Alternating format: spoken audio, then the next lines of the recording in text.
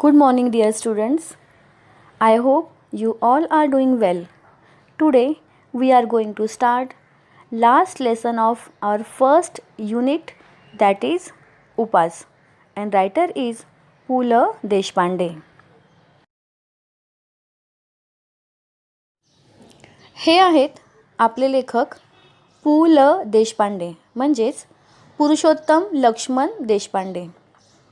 याआधीही आपण यांच्याबद्दल थोडीफार माहिती बाकीच्या पाठांमध्ये घेतलेली आहे. हे अतिशय प्रसिद्ध असे विनोदी लेखक आहेत. मतलब हमारे जो लेखक हैं पु ल देशपांडे, वो बहुत ही प्रसिद्ध विनोदी लेखक हैं, मीन्स कॉमेडी राइटर है. आपला हा जो पाठ आहे उपास, तो पु ल देशपांडे यांनी लिहिलेल्या बटाट्याची चाळ या विनोदी पुस्तकातून घेतलेला एक छोटा सा भाग है. मतलब हमें जो पाठ दिया गया है उपास नाम से, वो पु ल देशपांडे जी ने लिखे हुए बटाट्याची चाळ इस किताब से लिया गया है. बटाट्याची चाळ या पुस्तकामध्ये लेखक पु ल देशपांडे यांनी एकाच चाळीमध्ये राहणाऱ्या अनेक व्यक्ती, त्यांची वेगवेगळी स्वभाव वैशिष्ट्ये, त्यांचे परस्पर संबंध, त्यांचे बोलणे आणि त्यातून निर्माण होणारे विनोदी प्रसंग या ठिकाणी लिहिलेले आहेत. आता आपण पाहणार आहोत उपास या पाठाचा पाठ परिचय.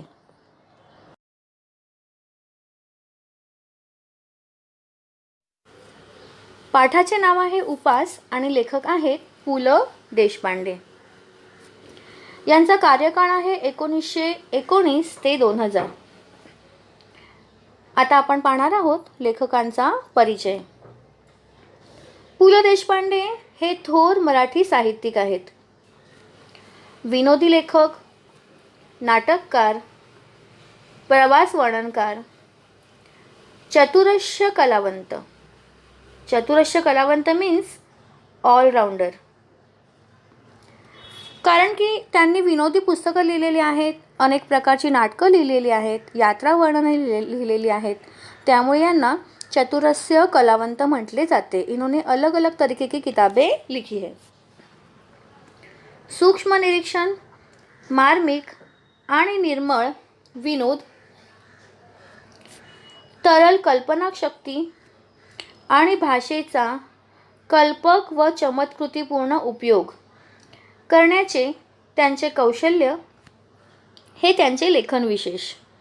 म्हणजेच त्यांना भाषेचा अतिशय प्रभावी आणि सहज वापर करून विनोद निर्माण करता येतात. मतलब हमारे जो लेखक हैं पु ल देशपांडे जी, वो भाषा का उपयोग करके बहुत ही साधे विनोद तैयार कर सकते हैं. तुका म्हणे, तुझे आहे तुझपाशी अंमलदार, सुंदर मी होणार, ती फुलराणी, हे अतिशय प्रसिद्ध नाटक आहे. इत्यादी स्वतंत्र व रूपांतरित नाटके, सदू आणि दादू, विठ्ठल तो आला आला इत्यादी एकांकिका प्रसिद्ध, खोगीर भरती, असामी असामी, खिल्ली, बटाट्याची चाळ. तुमच्या लक्षात असेल ह्याच पुस्तकातून आपला हा पाठ घेतलेला आहे. इसी किताब में से हमारा ये पाठ लिया गया है. हसवणूक इत्यादी विनोदी लेखसंग्रह, अपूर्वाई, पूर्वरंग, जावे त्याच्या देशा इत्यादी प्रवास वर्णने, व्यक्ती आणि वल्ली, गणगोत, मैत्र इत्यादी व्यक्ति चित्रणात्मक पुस्तके, अशी त्यांची विपुल ग्रंथ संपदा आहे. इतनी सारी किताबें उन्होंने लिखी है. त्यांच्या व्यक्ती आणि वल्ली या पुस्तकाला साहित्य अकादमीचा पुरस्कार मिळालेला आहे. मतलब लिटरेरी अकेडमी का उनको अवॉर्ड मिला है. भारत सरकारने पद्मभूषण या पुरस्काराने त्यांना सन्मानित केलेले आहे. तर अशा प्रकारे आपण लेखकांचा परिचय पाहिलेला आहे आणि आता पाहणार आहोत पाठ परिचय. मध्यमवर्गीय व्यक्तींचा, मध्यमवर्गीय का अर्थ होता है मिडल क्लास. मध्यमवर्गीय व्यक्तींचा संकल्प. संकल्प मीन्स वोथ, प्रतिज्ञा किंवा शपथ. मध्यमवर्गीय व्यक्तींचा संकल्प म्हणजेच मध्यमवर्गीय व्यक्तीने केलेला संकल्प, मतलब किसी एक मध्यवर्गीय व्यक्ति ने खाई हुई कसम या की हुई प्रतिज्ञा. व संकल्प पूर्तीत. संकल्प पूर्ती म्हणजे प्रतिज्ञा पूर्ण करणे. कसे अंतर पडते? अंतर म्हणजे फरक. तर एखाद्या व्यक्तीने जर ती मध्यम वर्गाची असेल आणि तिने प्रतिज्ञा केलेली असेल तर ती प्रतिज्ञा पूर्ण करण्यासाठी तिला कोणकोणत्या अडचणींचा सामना करावा लागतो आणि प्रतिज्ञा करणे आणि प्रतिज्ञा पूर्ण करणे यामध्ये कसा फरक पडतो हे या पाठामध्ये लेखक पु ल देशपांडे यांनी सांगितलेले आहे. आणि संकल्प करणाऱ्या व्यक्ती कशा हास्यास्पद ठरतात. हास्यास्पद ठरणे म्हणजे एखाद्या व्यक्तीवरती थट्टा मस्करी करणे. याचे मजेदार चित्रण प्रस्तुत लेखात पु ल देशपांडे यांनी केलेले आहे. या पाठामध्ये लेखकांनी वजन कमी करण्याचा संकल्प केला होता. मतलब इस पाठ में हमारे जो लेखक हैं पु ल देशपांडे जी, उन्होंने अपना वज़न घटाने का संकल्प किया था और वो संकल्प पूर्ण करते वक्त उनको कौन कौन सी मुश्किलों का सामना करना पड़ा और कौन कौन से हंसी मजाक उत्पन्न करने वाले प्रसंग घटे, ये हमें यहाँ पर लेखक ने बताए हैं.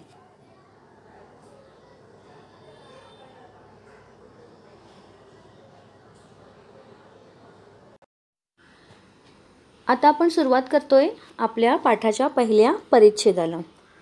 या पाठामध्ये लेखकांनी वजन कमी करण्यासाठी प्रतिज्ञा केली होती.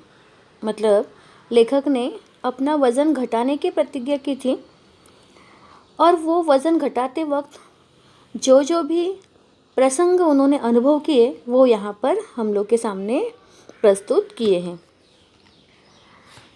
माझ्या खाजगी उपोषणाची हकीकत चाळीत जाहीर झाली. खाजगी म्हणजे वैयक्तिक, मीन्स पर्सनल. तर उपोषण करणे म्हणजे उपास करणे, मतलब फास्टिंग, ही प्रत्येकाची वैयक्तिक गोष्ट असते. ही हर एक की पर्सनल बात होती है. पण आता ही गोष्ट संपूर्ण चाळीमध्ये जाहीर झाली आणि येता जाता नाही ती भानगड आहे. नाही ती भानगड मीन्स अनवॉन्टेड वर्क, अनावश्यक काम यांनी चालू केलेलं आहे. म्हणजेच सगळे लोक त्यांना चिडवायला लागले. सब लोग उनको चाली के चिढ़ाने लगे की पु ल देशपांडे यांनी अनावश्यक काम चालू केलेलं आहे. उगीच हात दाखवून अवलक्षण. हात दाखवून अवलक्षण हा एक वाक्प्रचार आहे आणि याचा अर्थ आहे स्वतः संकट ओढवून घेणे, मीन्स टू इन्व्हाइट ट्रबल. म्हणजेच काय, लोक त्यांना चिडवायला लागले की बघा पु ल देशपांडे यांना काही काम नाही आहे, स्वतः ते संकट ओढून घेत आहेत, हे उपाशी तर राहू शकत नाही, ये भूखे तो रह नहीं सकते हैं और वज़न कम करने के लिए अनावश्यक इन्होंने उपवास शुरू किया है. पेललं नाही तेव्हा खाजगी झालं. हा सुद्धा एक वाक्प्रचार आहे मराठीतला की जेव्हा आपल्याला एखादी गोष्ट सहन होत नाही तेव्हा आपण तिच्याकडे वैयक्तिक लक्ष द्यायला सुरुवात करतो.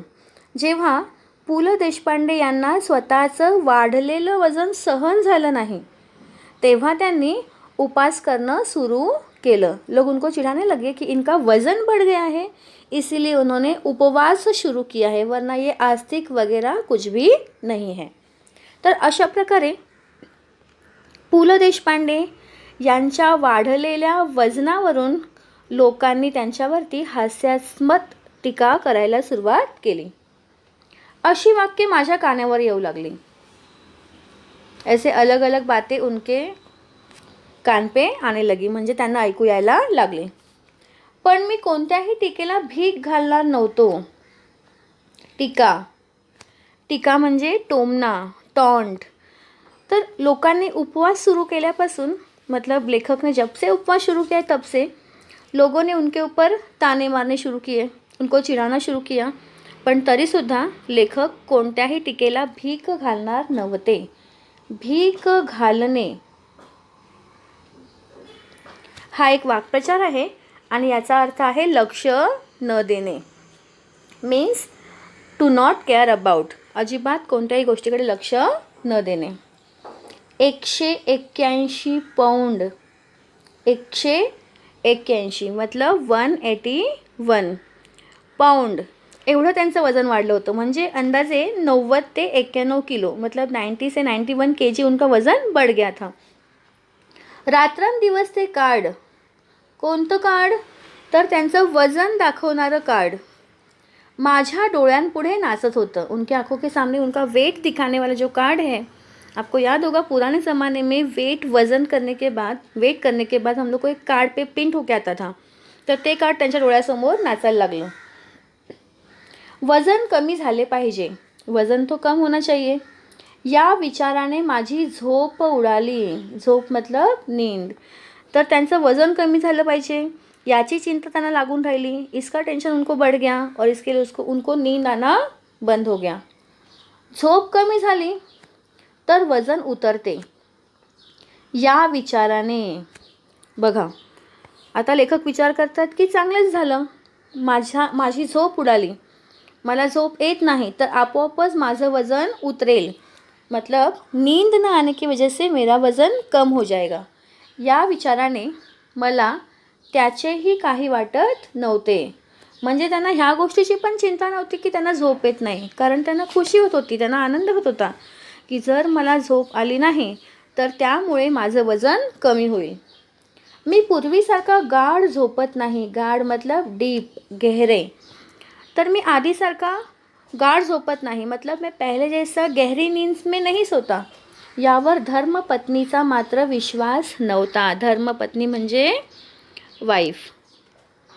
तो इस बात पे उनकी वाइफ का भरोसा नहीं था कि आप गहरी नींद में नहीं सोते हो. का? तर ते काय म्हणतात पहा बरं, घोरत तर असता रात्रभर. घोरने मीन्स टू स्नोर, खर्राटे मारना. उनकी पत्नी कहती है रात भर आप खर्राटे मारते हो, क्या आप बोलते हो कि आप सोते नहीं हो. अशी दुरुत्तरे ती मला करत असे. दुरुत्तरे बॅक आन्सरिंग. तर अशा प्रकारे त्यांच्या न झोपण्यावरती पत्नीचा अजिबात विश्वास नाही आहे.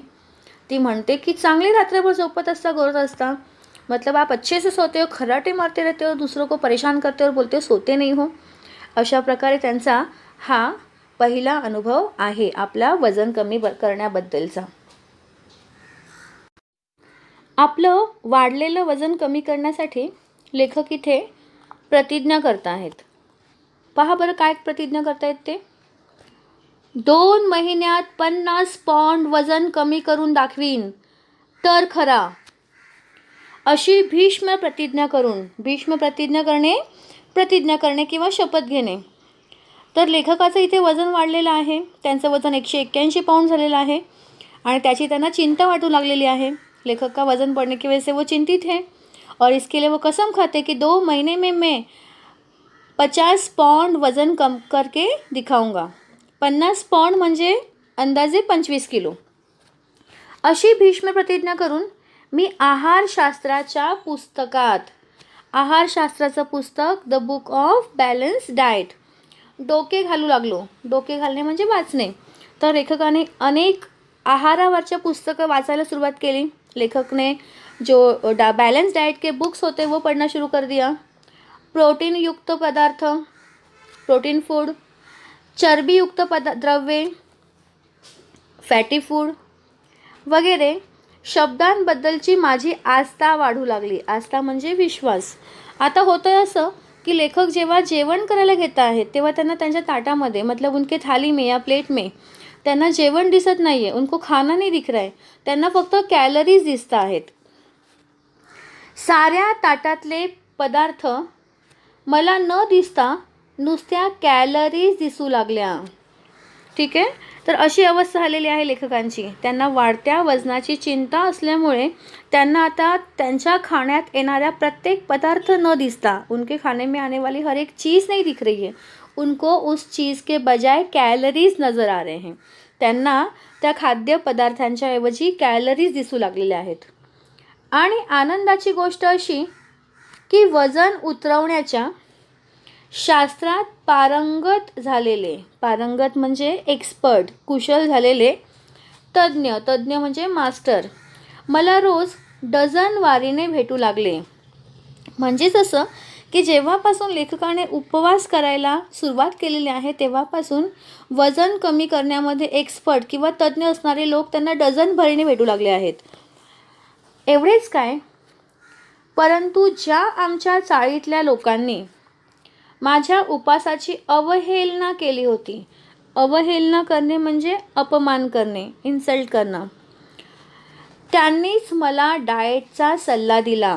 मतलब चाली के जो लोग पहले उपवास के नाम से उनकी खिल्ली उड़ाते थे, उनका अपमान करते थे, उन्हीं लोगों ने अब उनको डाएट करने की सलाह दी. उदाहरणार्थ सोकाजी त्रिलोकेकर, यामध्ये त्यांच्या चाळीत राहणारे पहिले व्यक्ती आहेत सोकाजी त्रिलोकेकर. तर सोकाजी त्रिलोकेकर यांनी आपल्या लेखक पु ल देशपांडे यांना कोणता सल्ला दिला तो आता आपण पाहणार आहोत पुढच्या परिच्छेदामध्ये.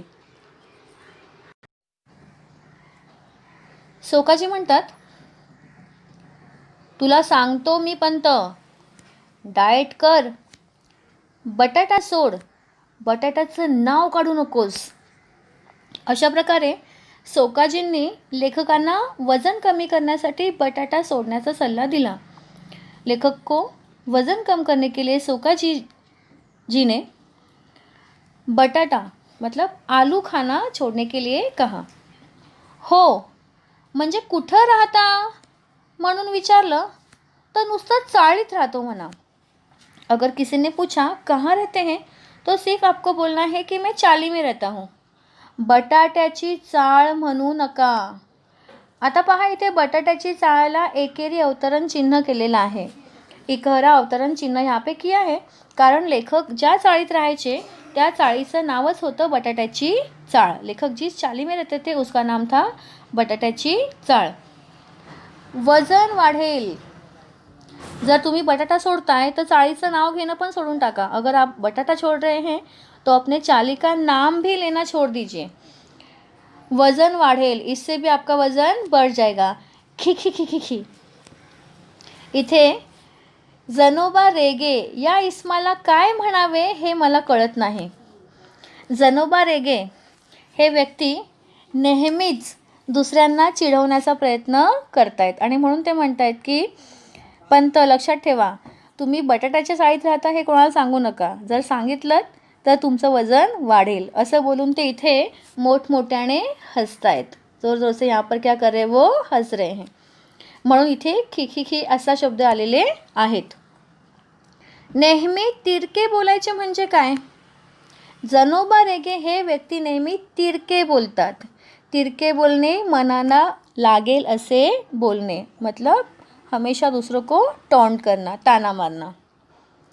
पण सोकाजींनी त्यांना परस्पर जामून टाकले. ए इडियट, सगळ्याच गोष्टीत जोक काय मारतोस नेहमी? मी सांगतो पण तुला पंत, तू बटाटा सोड. मी काय काय सोडले असता माझे वजन घटेल याची यादी, यादी मतलब लिस्ट, बटाट्यापासून सुरू झाली. तर या ठिकाणी लेखकांच्या चाळीमध्ये असणारे वेगवेगळे इसम, वेगवेगळे व्यक्ती त्यांना वजन कमी करण्यासाठी नवीन नवीन कल्पना देत आहेत. बटाट्याचं ठीक आहे, पण पंत आधी भात सोडा. भात मतलब राइस. किसी ने बोला कि चावल छोड़ दो. एक सल्ला, आणखी एक सजेशन. भाताला थोडंच लठ्ठ व्हायला होतं. लठ्ठ, लठ्ठ मीन्स फॅट, जाडे. तर एक व्यक्ती म्हणतोय, त्या व्यक्तीचं नाव आहे काशीनाथ नाडकर्णी. ते म्हणतात भात खाल्ल्यामुळे मतलब चावल खाने से थोड़ा ना कोई मोटा होता है. आमच्या कोकणात सगळे भात खातात. हमारे कोकण में कहते हैं कि सब लोग चावल खाते हैं. कुठं आहेत लठ्ठ? कहाँ है वहाँ पे मोटे लोग? तुम्ही डाळ सोडा. और काशीनाथ नाडकर्णी जी उनको एक अजीब सलाह दे रहे हैं. बोल रहे कि आप क्या छोड़ दो? दाल खाना छोड़ दो. मुख्य म्हणजे साखर सोडा. मी सांगू का? मीठ सोडा. लोणी तूप सोडा. लोणी मीन्स बटर, तूप मीन्स घी. एका आठवड्यात 10 पाऊंड वजन घटलं नाही तर नाव बदलीन, अशा प्रकारचा सल्लाही त्यांना मिळाला. अगर 1 हफ्ते में 10 पाउंड वजन घटा नहीं तो मैं अपना नाम बदल दूंगा. आमच्या हेड क्लार्कच्या वाईफचं घटलं. तेल आणि तळलेले पदार्थ आधी सोडा. बाबू काका म्हणाले. तळलेले पदार्थ मीन्स फ्राईड आयटम्स. दिवसा झोपणं सोडा. दिन में सोना छोड़ दीजिए. खरं म्हणजे पत्ते खेळायचं सोडा. किसीने सलाह दी की पत्ते खेलना छोड़ दीजिए. बसून बसून म्हणे वजन वाढतं. बैठ बैठ के वजन बढ़ जाता है. अशा प्रकारे लेखकाच्या जाळीत राहणाऱ्या अनेक व्यक्तींनी त्यांना वजन कमी करण्यासाठी नवीन नवीन कल्पना दिल्या. मतलब लेखक को वजन घटाने के लिए नए नए आइडियाज दिए. मी मात्र या सर्व जणांचे ऐकून मनाचे करायचे ठरवले होते. लेखक ने सोच के रखा था कि सुनूंगा तो मैं सबकी बातें लेकिन करूंगा अपने ही मन की. पहिला उपाय म्हणून मी आहार परिवर्तन सुरू केले. आहार परिवर्तन means change in diet pattern. मग लेखकाने विचार केला की त्यांचा आत्ताचा जो आहार आहे, अभी का जो उनका डाएट है उसमें वो क्या करेंगे, चेंज करेंगे. म्हणजेच ते आत्ताच्या त्यांच्या आहारामध्ये बदल करतील आणि आपले स्वतःचे वजन घटवतील.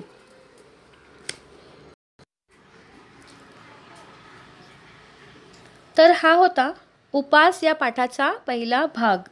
पुढचा भाग घेऊन आपण लवकरच भेटूया. Good bye and take care.